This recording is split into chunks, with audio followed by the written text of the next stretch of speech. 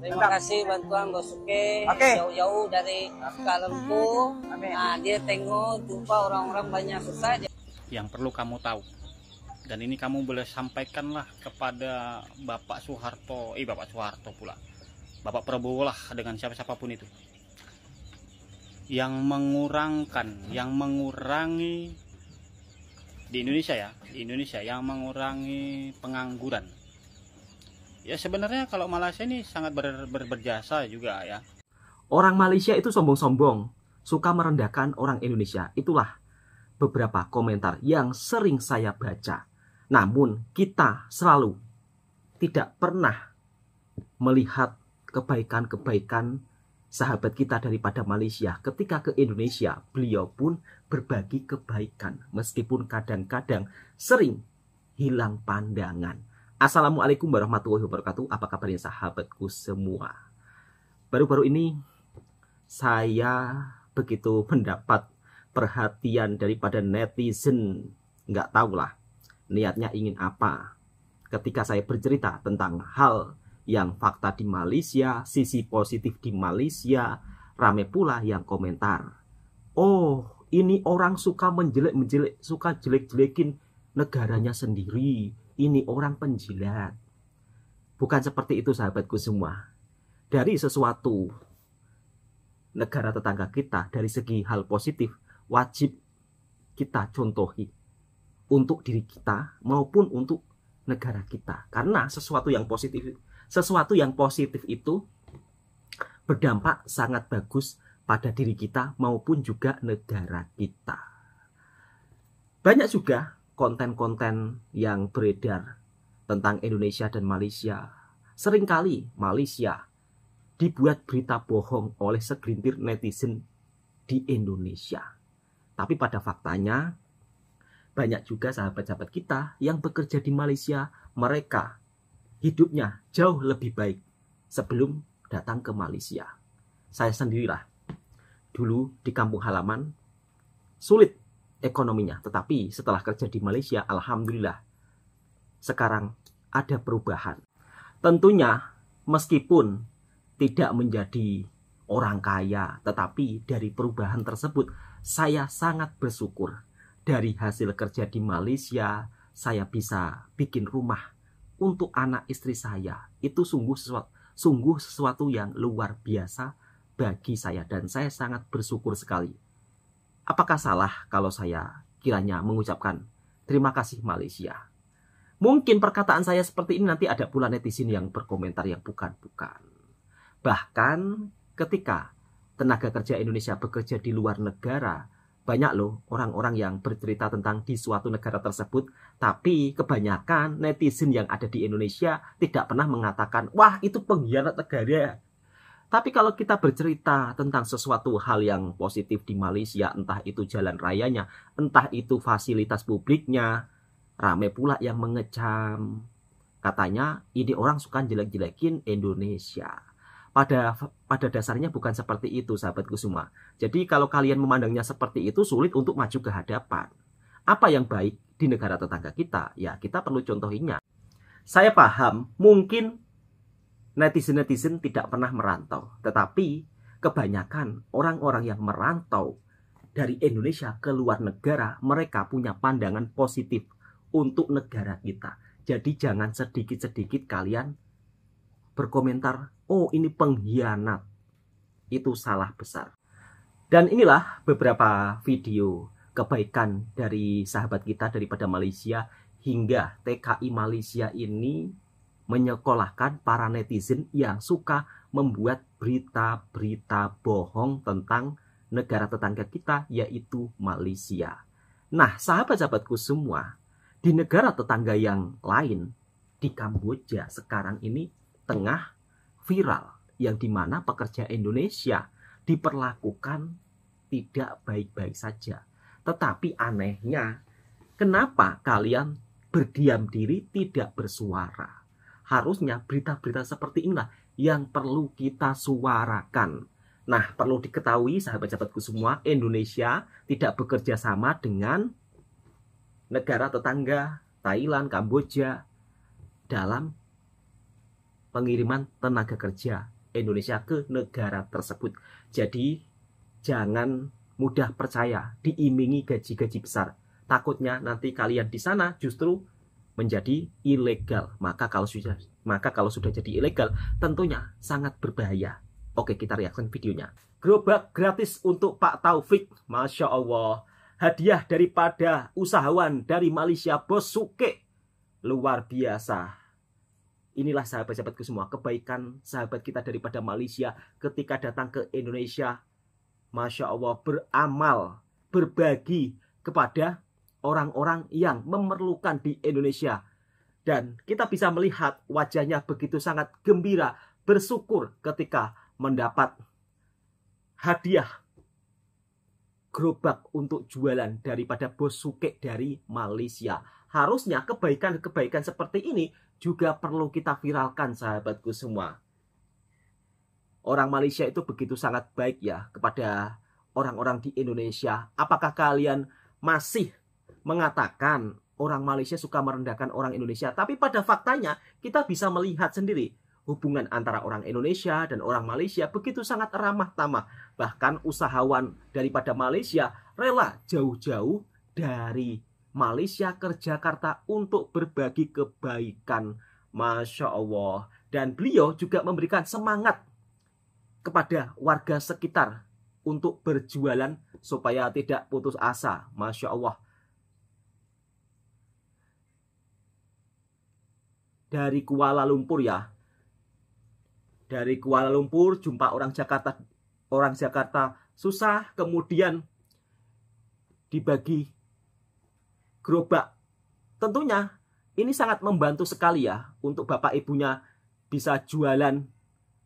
Masya Allah. Terima kasih Bos Suke, usahawan daripada Malaysia. Semoga rezekinya lancar. Amin ya robbal alamin. Oke, assalamualaikum Waalaikumsalam, Mas. warahmatullahi. Selamat malam. Ya. Kemarin tuh ada yang DM saya yang berkomentar ya, Putra Makassar ya, Putra Makassar. Nih, mungkin ente sakit hati ya, mungkin ente tersinggung ya. Saya bilangkan netizen ini, khusus netizen Indonesia, sangat pandai mengarang-arang cerita, kan begitu. Kasih sekolah, Mas. Bos, ini ya buat Putra Makassar. Ini ya, saya baca ini ya SMS-nya.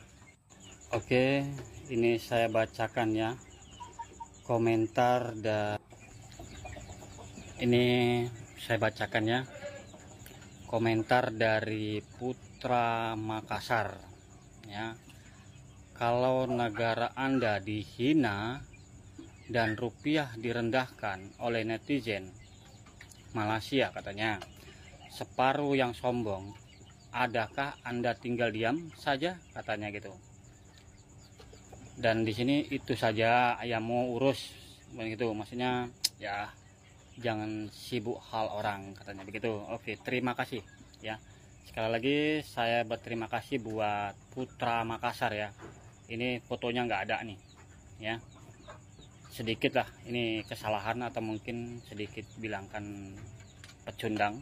Oke, terima kasih sebelumnya karena bisa berkomentar seperti ini.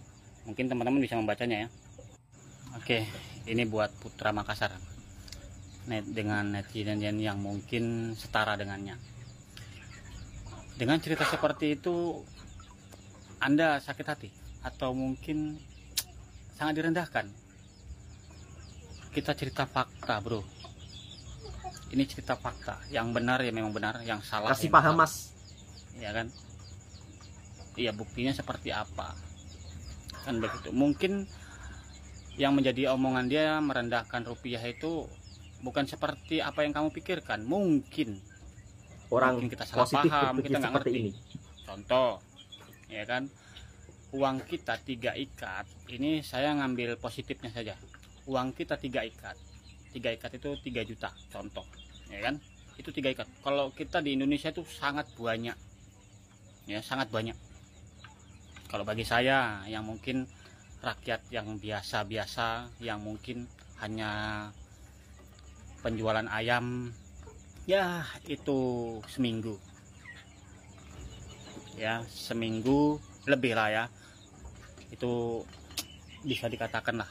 Oke, kalau kita bawa ke luar negeri, Malaysia, Singapura dan sebagainya, itu nggak sampai sebeberapa lembar, kan begitu mungkin. Oke, jadi begini, buat Putra Makassar dengan netizen-netizen yang kita nggak mengerti jalurnya ya.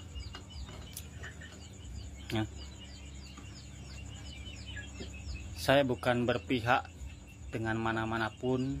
Yang saya rasa benar ya memang benar, yang salah tetap salah, kan begitu.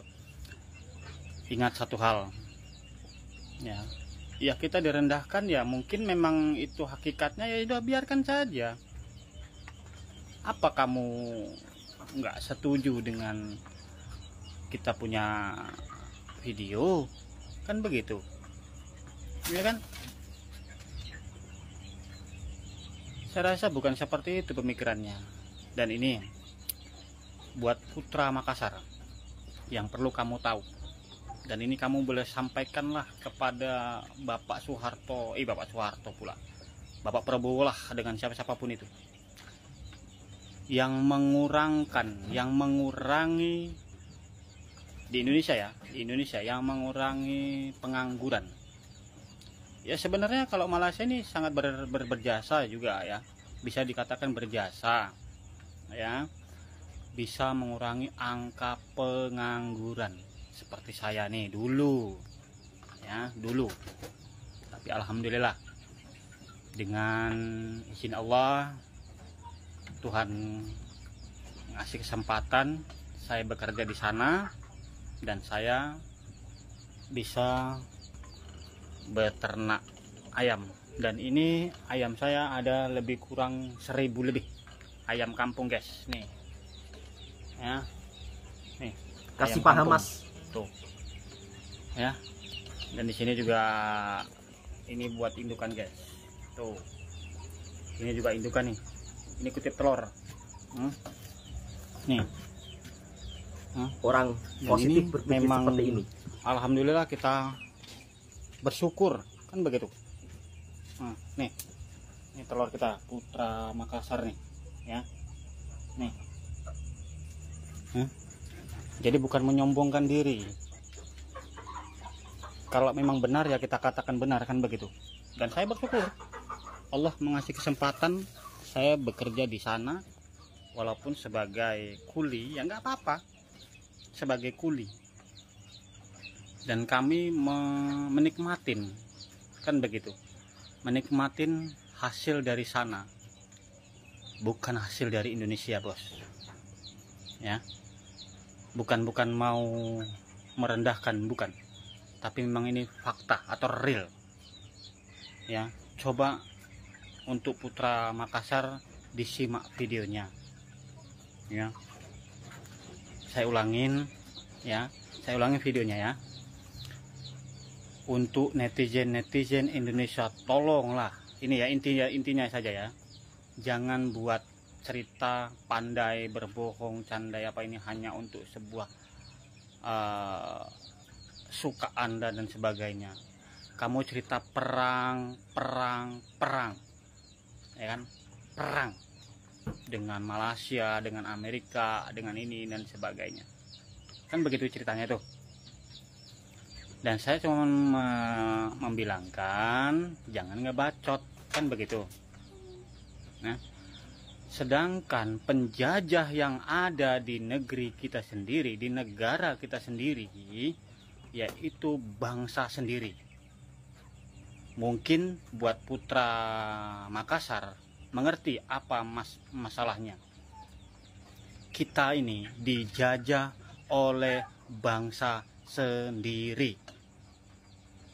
Ya mungkin maklum, saya ini orang yang tidak bersekolah, wajar mereka menjajah. Tapi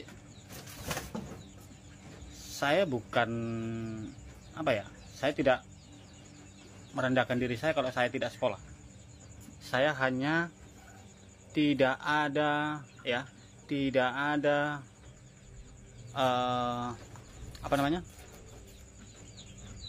ada orang sukses tanpa sekolah.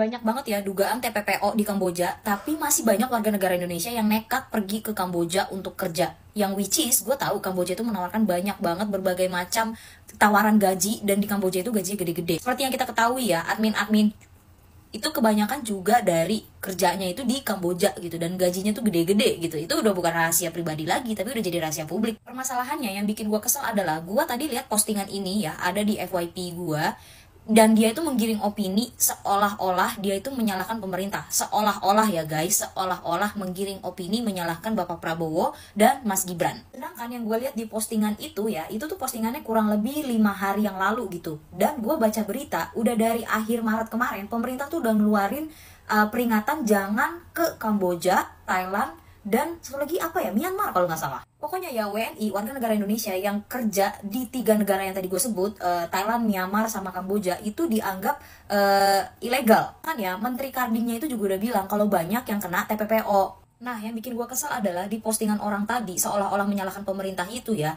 Padahal gimana ya, dia itu pergi secara ilegal, tapi nyalain pemerintah. Apa-apa nyalain pemerintah. Duh, gue lama-lama salfok banget ya sama anak rambut gue nih. Udahlah, yaudah. Sedangkan ya orang-orang yang ke Kamboja atau ke negara manapun itu ya, itu mereka sendiri yang memutuskan untuk pergi karena tergiur gaji yang gede. Ya mungkin kalau gue jadi mereka pun gue akan tergiur, ya namanya gajinya gede say. Lu sendiri tahu kan gaji di Indonesia ini STD UMR berapa gitu ya kan. Ya kalau lu ditawarin gaji gede, ya siapa yang kagak tergiur, namanya duit. Cuma maksud gue gini ya, kalau misalkan emang lu tergiur sama gaji gede, lu cari tahu dulu itu negara kerja sama nggak sama Indonesia, bisa nggak dilindungi sama Indonesia, legal apa ilegal. Kalau kayak gini kasusnya lu pergi ilegal, ya negara Indonesia mau nolongin apa? Nggak bisa, itu semua konsekuensi yang mesti ditanggung pribadi gitu. Biasanya ya kalau kerja di luar negeri itu ada visa kerja gitu kan, terus ada lembaga resmi gitu, jadi perginya ya secara legal. Jadi kalau ada apa-apa, Indonesia bisa nge-tracking dengan gampang. Kalau perginya lewat lembaga resmi, ya pemerintah juga bisa bertanggung jawab gitu kalau ada apa-apa. Pemerintah Indonesia juga jadi ikut bisa mengawasi gitu loh. Kalau ini dia pergi sendiri, misalkan visanya visa wisata gitu, tapi lu tiba-tiba di sana perpanjang apa segala macam ya kan,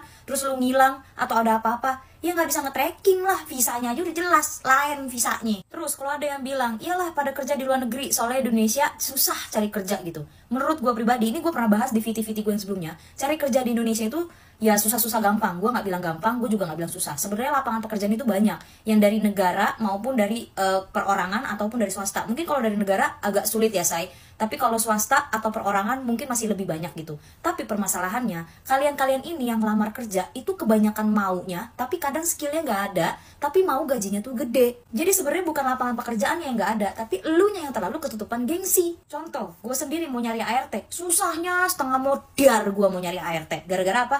Ya, asisten rumah tangga coy, pembokat, babu. Terus gue kalau buka lowongan admin gitu, susah banget, susah nyarinya. Sekalipun ada aja gebrakannya. Entah nyolong, entah gak jujur, entah bohong, entah bawa kabur duit, entah apapun itu. Ada aja lagak-lagaknya. Di Indonesia ini ya, kalau kalian gak gengsi, lapangan kerja tuh banyak. Kalau kalian gak mikirin yang harus berseragam, perorangan kayak gua pun juga bisa ngasih lapangan pekerjaan gitu loh. Gajinya juga masih pakai ini kok, masih pakai akal budi. Permasalahannya apa? Ya itu, gua nyari ART. Kalian pada kagak mau, bilangnya ya masa gue sekolah tinggi-tinggi, sekolah susah-susah jadi ART. Tapi situ kepentok kerja kan, kepentok mau kerja kan. Ada yang kepentok umur, ada yang harus biayain keluarga, ada yang ini, ada yang itu segala macam. Tapi gengsi, ya udah jangan ngeluh, jangan nyalain pemerintah. Indonesia itu fresh graduate-nya banyak sayang. Gue tahu di Indonesia ini banyak yang S1, banyak yang S2, banyak yang S3. Mau dari universitas terkenal kayak negeri, swasta, mau swasta yang terkenal, swasta yang kuliahnya universitasnya biasa-biasa aja, itu banyak banget. Tapi kemakan gengsi. Gue kan sarjana, masa gue jadi ojol? Gue kan sarjana, masa gue jadi pembantu? Gue kan sarjana, masa gue jadi tukang fotokopi? Gue kan sarjana, masa jadi kasir dan segala macamnya. Akhirnya apa? Tergiur ke luar negeri dengan gaji yang besar, dengan lu yang gak tahu apa-apa,